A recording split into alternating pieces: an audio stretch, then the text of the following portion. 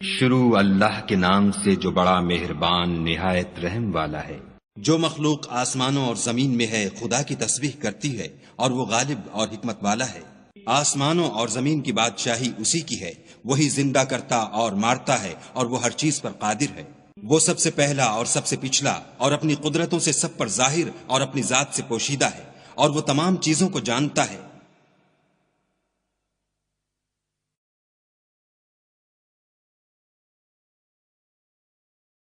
ذات سے پوشیدہ ہے اور وہ تمام چیزوں کو جانتا ہے۔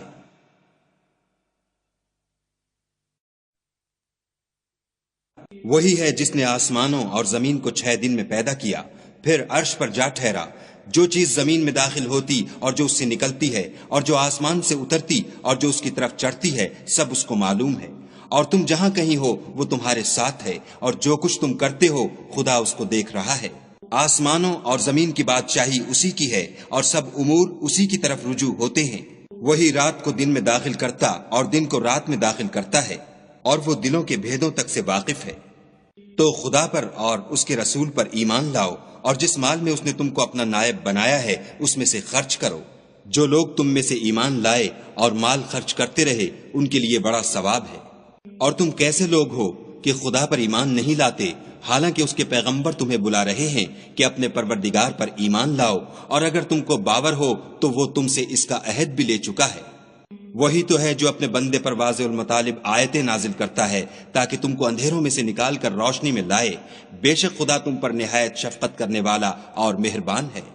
اور تم کو کیا ہوا ہے کہ خدا کے رستے میں خرچ نہیں کرتے، حالانکہ آسمانوں اور زمین کی وراثت خدا ہی کی ہے۔ جس شخص نے تم میں سے فتح مکہ سے پہلے خرچ کیا اور لڑائی کی، وہ اور جس نے یہ کام پیچھے کیے وہ برابر نہیں۔ ان کا درجہ ان لوگوں سے کہیں بڑھ کر ہے جنہوں نے بعد میں خرچ اموال اور کفار سے جہاد و قتال کیا، اور خدا نے سب سے ثواب نیک کا وعدہ تو کیا ہے، اور جو کام تم کرتے ہو خدا ان سے واقف ہے۔ کون ہے جو خدا کو نیت نیک اور خلوص سے قرض دے تو وہ اس کو اس سے دگنا ادا کرے، اور اس کے لیے عزت کا صلہ یعنی جنت ہے۔ جس دن تم مومن مردوں اور مومن عورتوں کو دیکھو گے کہ ان کے ایمان کا نور ان کے آگے آگے اور داہنی طرف چل رہا ہے، تو ان سے کہا جائے گا کہ تم کو بشارت ہو کہ آج تمہارے لیے باغ ہیں جن کے تلے نہریں بہ رہی ہیں، ان میں ہمیشہ رہو گے، یہی بڑی کامیابی ہے۔ اس دن منافق مرد اور منافق عورتیں مومنوں سے کہیں گے کہ ہماری طرف نظر شفقت کیجئے کہ ہم بھی تمہارے نور سے روشنی حاصل کریں۔ تو ان سے کہا جائے گا کہ پیچھے کو لوٹ جاؤ اور وہاں نور تلاش کرو۔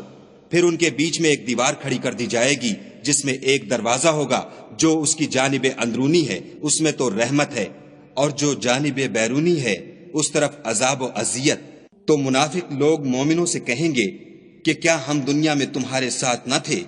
وہ کہیں گے کیوں نہیں تھے، لیکن تم نے خود اپنے تئیں بلا میں ڈالا اور ہمارے حق میں حوادث کے منتظر رہے اور اسلام میں شک کیا، اور لا طائل آرزوؤں نے تم کو دھوکہ دیا، یہاں تک کہ خدا کا حکم آ پہنچا اور خدا کے بارے میں تم کو شیطان دغاباز دغا دیتا رہا۔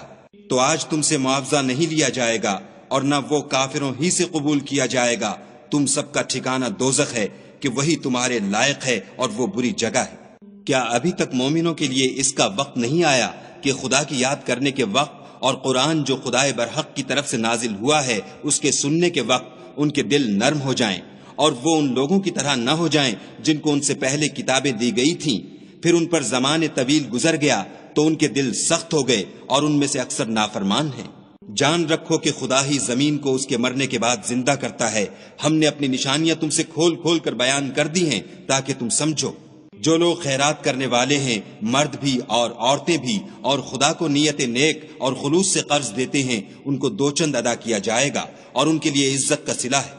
اور جو لوگ خدا اور اس کے پیغمبروں پر ایمان لائے، یہی اپنے پروردگار کے نزدیک صدیق اور شہید ہیں، ان کے لیے ان کے اعمال کا صلہ ہوگا اور ان کے ایمان کی روشنی۔ اور جن لوگوں نے کفر کیا اور ہماری آیتوں کو جھٹلایا وہی اہل دوزخ ہیں۔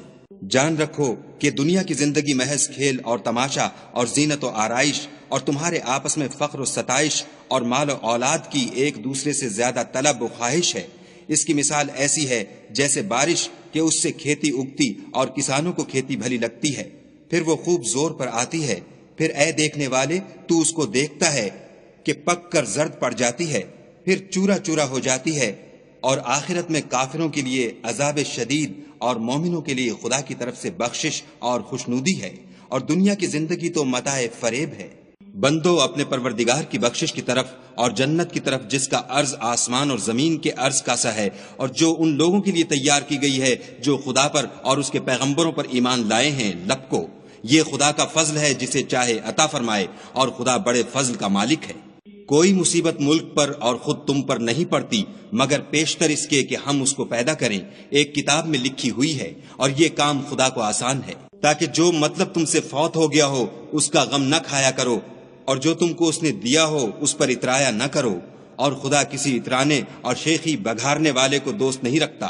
جو خود بھی بخل کریں اور لوگوں کو بھی بخل سکھائیں، اور جو شخص روح گردانی کرے تو خدا بھی بے پرواہ ہے، اور وہی سزاوار حمد و ثنا ہے۔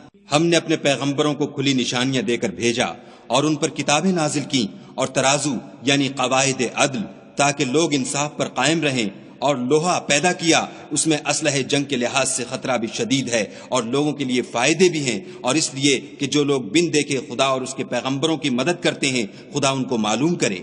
بے شک خدا قوی اور غالب ہے۔ اور ہم نے نوح اور ابراہیم کو پیغمبر بنا کر بھیجا، اور ان کی اولاد میں پیغمبری اور کتاب کے سلسلے کو وقتاً فوقتاً جاری رکھا، تو بعض تو ان میں سے ہدایت پر ہیں اور اکثر ان میں سے خارج از اطاعت ہیں۔ پھر ان کے پیچھے انہی کے قدموں پر اور پیغمبر بھیجے، اور ان کے پیچھے مریم کے بیٹے عیسیٰ کو بھیجا، اور ان کو انجیل عنایت کی، اور جن لوگوں نے ان کی پیروی کی ان کے دلوں میں شفقت اور مہربانی ڈال دی اور لذات سے کنارہ کشی کی، تو انہوں نے خود ایک نئی بات نکال لی۔ ہم نے ان کو اس کا حکم نہیں دیا تھا، مگر انہوں نے اپنے خیال میں خدا کی خوشنودی حاصل کرنے کے لیے آپ ہی ایسا کر لیا تھا، پھر جیسا اس کو نبھانا چاہیے تھا نبھا بھی نہ سکے۔ پس جو لوگ ان میں سے ایمان لائے ان کو ہم نے ان کا اجر دیا، اور ان میں بہت سے نافرمان ہیں۔ مومنو، خدا سے ڈرو اور اس کے پیغمبر پر ایمان لاؤ، وہ تمہیں اپنی رحمت سے دگنا اجر عطا فرمائے گا، اور تمہارے لیے روشنی کر دے گا جس میں چلو گے، اور تم کو بخش دے گا، اور خدا بخشنے والا مہربان ہے۔ یہ باتیں اس لیے بیان کی گئی ہیں کہ اہل کتاب جان لیں کہ وہ خدا کے فضل پر کچھ بھی قدرت نہیں رکھتے، اور یہ کہ فضل خدا ہی کے ہاتھ ہے، جس کو چاہتا ہے دیتا ہے، اور خدا بڑے فضل کا مالک ہے۔